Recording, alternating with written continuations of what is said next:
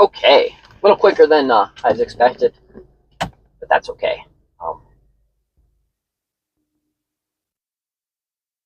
Cool. And we are live on D-Live and on Bit River. And I was waiting to see if we're going to go live on any place else. Let's get this person.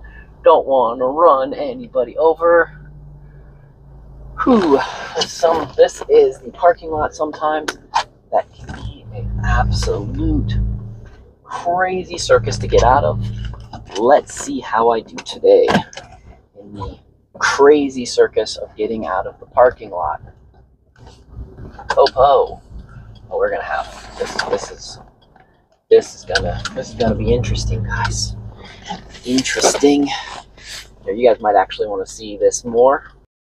Okay, we're gonna get out of here. I don't know which that guy's turning. Oh yeah, look at that. Look at that. Easy peasy cover girl. I got lucky on that one. So we're gonna do a little bit of driving like this. Offline. I don't know why D-Live went offline. Doesn't make any sense. Maybe D-Live will come back. Okay, anyways, let's spin this back around. Make an attempt to spin. Okay, great. Okay, so on the way home with the run, we're going to talk about the dark sides of the interwebs and why. First, the light side. There's pros and cons. So the dark side is right now this technology can totally be utilized and totally be taken. The bad people, lots of bad things with them. They can spy on you. They can convince you to do bad things. They can manipulate weak-minded people, which is easy. And I'm not blaming people that are weak-minded. Our minds are so stressed with everything that's going on in the world that it's just easy to be manipulated. And so right now, tech can be dangerous that way because, well, you know, you can find a bias that you really want and you keep convincing that. The upside of that is if you know how to utilize that tech and you know how to utilize your ability to do things. So you get good at, let's say that you get good at not letting your friends get manipulated by the tech, and you learn how to code, you learn how to program, you learn how to do the cool things that there is to do. You can actually help cushion and protect your friends. And so that's actually where some of our responsibility of those that are tech savvy, those that know how to use tech, friends and family, we should be the ones to try out the new tech first and know how to use it, because some of the new tech is naturally going to trickle down to our loved ones. And I am all for here. Well, I'm going to put this back in so you guys can actually hear me. So what I was saying before I realized that you guys could not hear anything I was saying, it was really far away, is I was saying that as people that are tech savvy, as people that know how to use tech, as folks that are knowledgeable about tech, it is our responsibility to try out the new tech before it gets to our friends, family, the masses, and to make sure that we're utilizing that tech appropriately and making sure that we protect our friends and family from the bad things the tech could be doing against them. You know, it could be brainwashing them. It could be making their life less luxurious. That's really what we're looking for. We're looking for ways to use the tech to improve the quality of our life. So, but you might be saying, but Doc, this tech is moving too fast, and how do we stop the bad people from controlling it? And the truth is, we really don't. We just have to learn how to identify the tech that the bad people are using and learn how to create alternatives to that tech. So, I mean, you have the wonderful communities of like the GitHub communities and the open source communities and all the different little off-grid communities. You know, Pirates Without Borders is another great, you know, tech community that's using 3D printers and other things to help, you know, enhance folks' lives. So there's lots of stuff like that. So it's again, the most important part I'm going to say is it's our responsibility to make sure that when we play around with this tech, when we see the bad people doing bad things, we're right up there in that. You know, you want to be, if you're tech savvy, if you are in the know, if you've got a strong mind, strong spirit, and strong everything else, you want to be the one that they're manipulating because you are intelligent enough. Wow, these people parked on the side of the road is just so ridiculously silly here. You are the one that can not be taken advantage of the same way as your loved one. So you might have a loved one that just doesn't. It's a sucker. They just get sucked into that kind of stuff. You know, it's part of their personality. Nothing wrong with them. All in all, they're great people. It's just they're easier to manipulate than others. So those are reasons why you need to know the tech. You need how to use the tech. You need to then teach folks how to use the tech appropriately. So let's give examples. Like, I think that if you are mildly tech savvy, you should be knowing how to use these GPTs. You should be knowing how to use all of these bots. You should be knowing how to use the tech that's out there. So that's also including, I want to include, you should know how to use 3D printers. You should know how to use these, just anything that enhances life. That way, you can help, and you can help with honest truth and moving things forward. Because I think life is more about helping others and being fit for service, and being able to make the world a little bit better, even if it's just knowing how to tell people how to, I don't know, put a ringtone on their phone, or how to live a little bit better life. So other dark sides, especially in the doomer, especially if you're a doom scroller, or if you're caught in the doomer community, which I am an absolute member of the doomer community. But if you're in the doomer community, the problem with the tech is it's easy to spread the toxic gick of the doomer community. And doomer community is full of it. It is, the doomer community is absolutely I don't want to say it's a dirty secret, but it's something I spend so much time and I like it. It helps me plan for the future. It helps me decide what I should be doing. It's just, the doomer community can be toxic, man. They can be spreading. They can spread so much fear that instead of you living your life a high quality, good life, they can trick you into thinking that you need to live in the bunker. You know, the elites want us to live in the pods and eat the bugs. The doomer community wants us to live in the bunkers and eat the dog food. So you have to keep that in mind. Both are slightly manipulating you. I want you to live on the farm and eat the crops. That's what I want. That's my stash. I want you to live on the farm, live on the homestead, you know, eat the plants.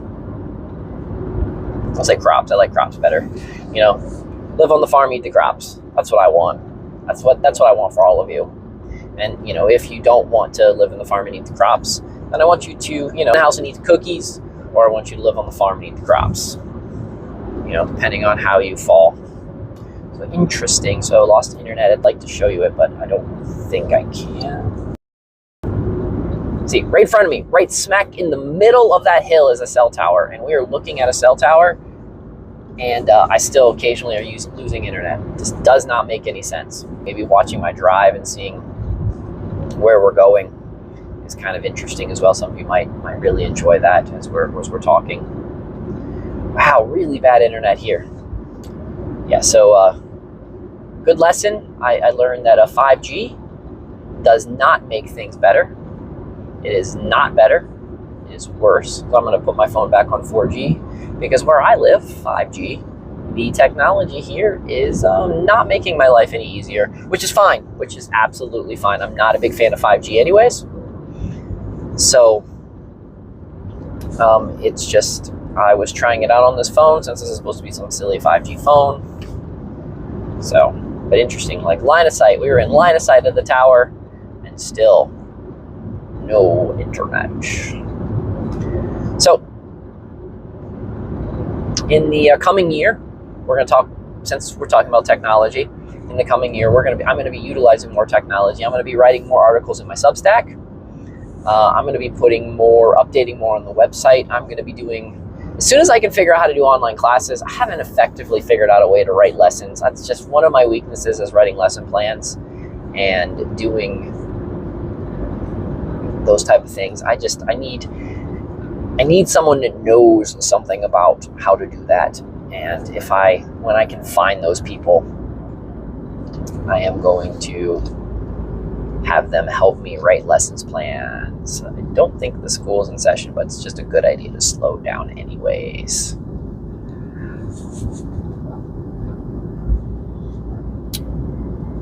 Because technology, again, that's the cool thing about technology. I can get on Discord, discord.gg/extractfirefly. I can get on Discord and I can talk to a group of people and maybe some people on there. So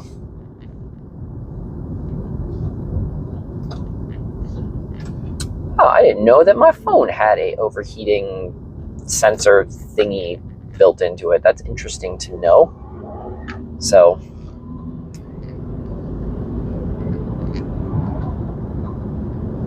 and I don't know why this phone is overheating. It's kind of cold outside.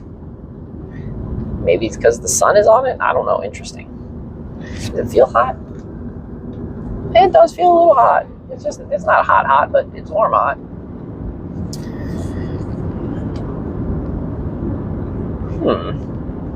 That's an interesting feature that, again, this phone I'm currently using, it's very new. I don't know much about it.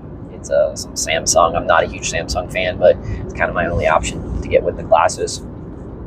I think maybe on the way tomorrow, next day or so, we'll do a live stream I'm going to try to do a live stream from the glasses. It's really complicated. The glasses, my meta glasses that I'm wearing, I don't know if you guys saw that I was wearing them. The meta glasses that I'm wearing, awesome, love them. 8 out of 10. The only reason they fall into the so low as an 8 out of 10 is 2 reasons. One is they're meta locked, just like an Oculus. They're meta locked, and so like they don't really want you to stream on other sites with them, which is yeah, not bueno. Not my favorite. I don't necessarily like it. I think it's silly. I would much rather being able to stream on everything. But we'll get over that. We'll get over that real soon. The other people, why are you walking down the road? I hate when people, girly girls, so dangerous. Especially walking on the wrong side. Absolutely ridiculous. So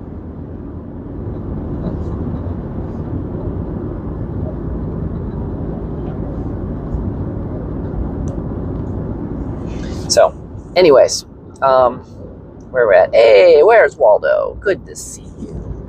Good to see you, friend. But he absolutely skill that exists. So, we lost D Live. Goodbye, D Live. Well, I know we'll reconnect after I come through this curve. I'm curious if I will lose everything else. I probably will. I am back on D Live, and I'll probably lose D Live again because I don't know why it connected going through the middle of the turn, because that's a weird place to reconnect with 5G. So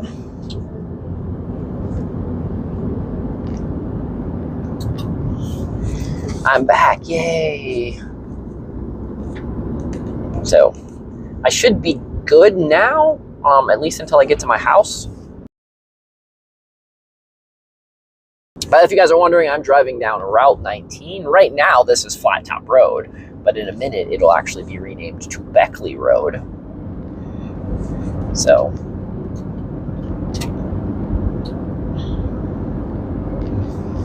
those that have not seen where I live and how I live out in rural USA here in the Appalachian Mountains. So, like I said, we're here in Raleigh County right now, and just right above us, we will be entering Mercer County right now, and my property is actually the edge of Mercer County and Raleigh County, so it's pretty cool. So, dude, get off my butt. I have to be turning. This is heading into downtown Flat Top. So